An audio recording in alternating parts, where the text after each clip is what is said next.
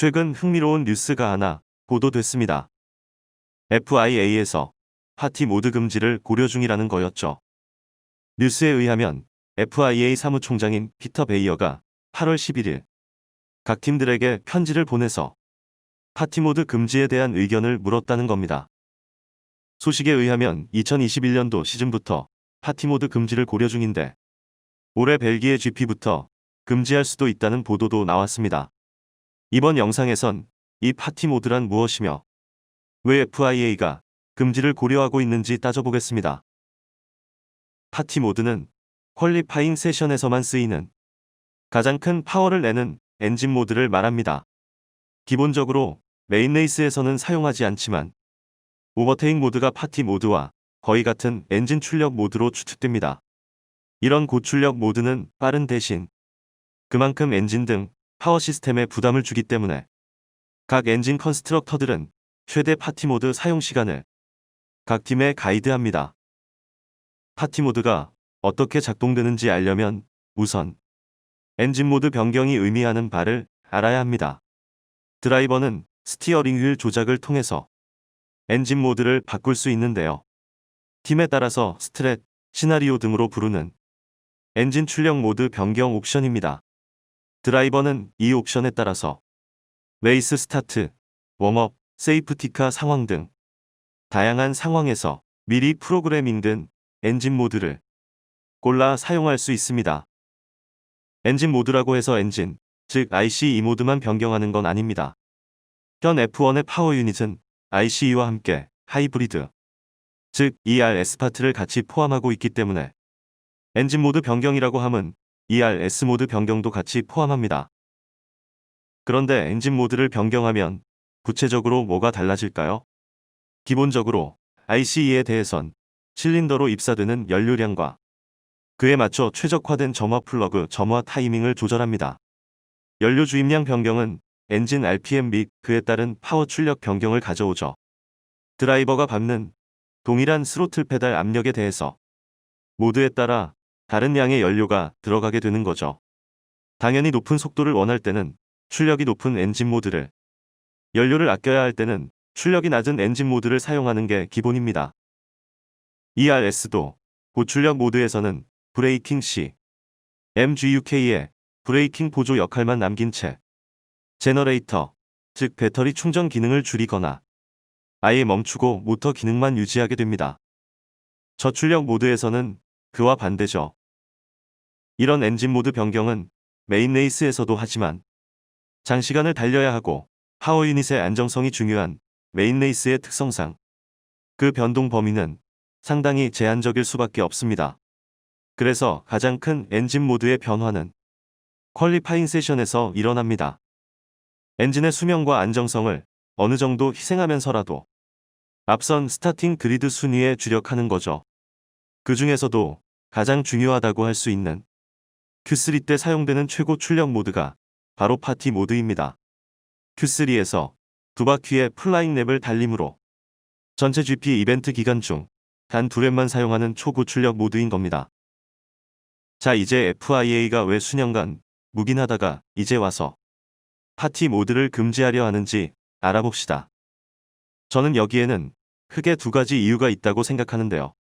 가장 큰 이유라고 생각하는 첫 번째 이유는 특히 올해 나타난 파티 모드에서의 심각한 전력 불균형입니다. 그리고 다른 하나는 엔진 컨스트럭터 팀들의 엔진 개발 부담 완화 및 그로 인한 개발 제작 비용 절감 유도입니다. 파티 모드에서의 전력 불균형이라 함은 올해 메르세데스 팀의 Q3 세션 스피드 부스트가 다른 팀들에 비해 월등히 앞서 있다는 사실을 말합니다. 그 결과는 폴 포지션 독점으로 나타났죠. 예년 시즌은 어땠는지부터 살펴보겠습니다. 이 그래프는 2017 시즌 각 GP별로 메르세데스, 페라리, 레드불이 Q3의 랩타임이 Q1에 비해 몇 퍼센트 단축됐는지 나타낸 것입니다. 각 팀의 기록은 각각 해밀턴, 페텔, 베르스타펜의 기록을 기준으로 했으며 그들이 Q3에 진출하지 못했다면 팀메이트의 기록으로 대신했습니다. Q1을 기준으로 삼은 건 Q2에선 레이스 스타트 타이어 문제로 타이어 선택이 달라지는 경우가 종종 있으므로 Q2보다는 Q1이 더 정확한 비교 기준이라 판단했기 때문입니다. 날씨 문제 등으로 랩타임 자체가 엉클어진 GP는 제외했습니다. 전체적으로 시즌 전반은 메르세데스가 가장 큰 값을 보이다가 후반기엔 페라리가 더 큰 값을 나타냈음을 알 수 있습니다. 레드불은 세 팀 중에선 가장 낮았죠. 시즌 전체를 평균해보면 페라리가 약 1.79%, 메르세데스가 1.64%로 페라리의 파티모드 부스트가 더 컸습니다. 2018 시즌을 보죠. 시즌 내내 꾸준히 메르세데스가 세 팀 중에서 가장 큰 값을 보이고 레드불이 가장 낮음을 알 수 있습니다.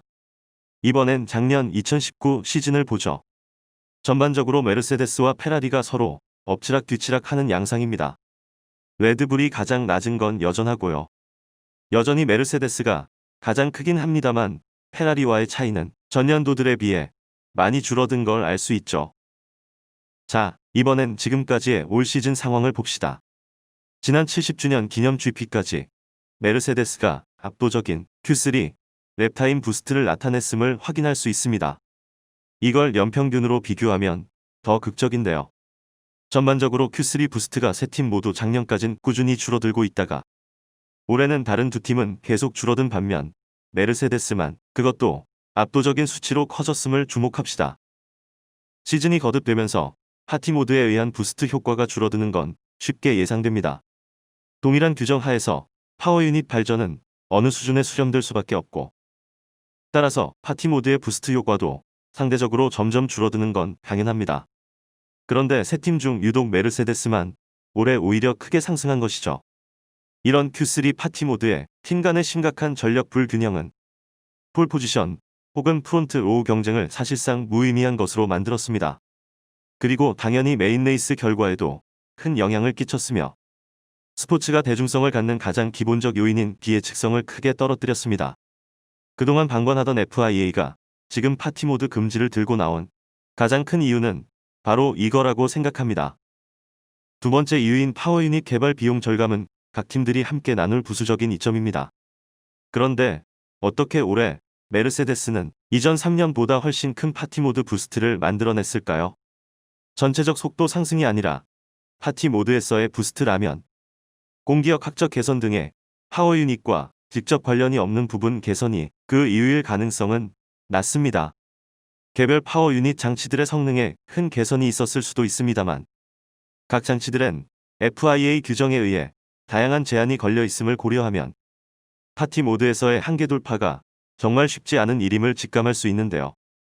먼저 기본적인 ICE의 출력은 연료 주입량으로 결정되는데 이게 규정에 의해 시간당 100kg으로 제한되어 있습니다. 초당으로 환산하면 27.7g이죠. 한순간이라도 이 값을 넘어서는 연료가 실린더로 흘러가면 규정 위반입니다. 그리고 RPM도 15,000으로 제한되어 있죠. 입력에 해당하는 연료 주입량과 출력에 해당하는 RPM 모두의 상한선을 규정으로 정해놨기 때문에 ICE 자체만으로 만들어내는 최고 출력은 거의 정해져 있다고 봐야 합니다. 이 RS 쪽은 어떨까요? 배터리는 최대 충전 에너지가 4메가줄을 넘지 못하도록 합니다. MGUK는 엔진 크랭크샤프트와 주고받는 전력량이 120kW로 제한됩니다. 또 배터리에서 MGUK로 전달되는 에너지는 랩당 4메가줄, MGUK에서 배터리로 전달되는 에너지는 랩당 2메가줄로 제한됩니다. 파티 모드라면 충전은 최소화되니 브레이킹에 의한 충전 에너지가 약 1메가줄 정도라고 가정할 때 최대 약 5메가줄 정도만 8랩당 MGUK로 전달될 수 있는 겁니다. 그런데 재미있게도 MGUH에 관해선 이런 에너지 제한 규정이 전혀 없습니다.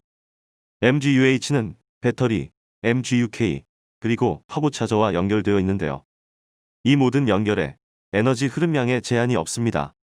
그래서 FIA의 파워 규정 하에서 추가의 파티 모드 파워 부스트를 만들어낼 가장 큰 여지는 바로 MGUH 관련해 있지 않을까 추측됩니다.